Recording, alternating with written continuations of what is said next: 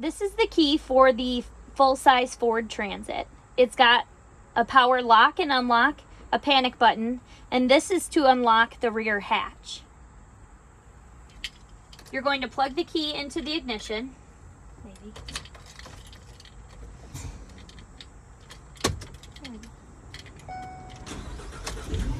And turn it to start the vehicle. Over here you'll see that it has a volume knob.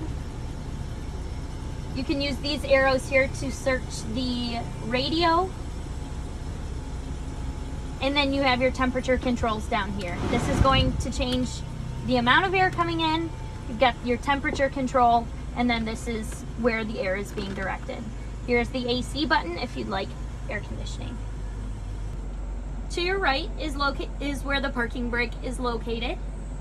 If you're going to be parking on a steep hill, you're going to want to make sure you use that.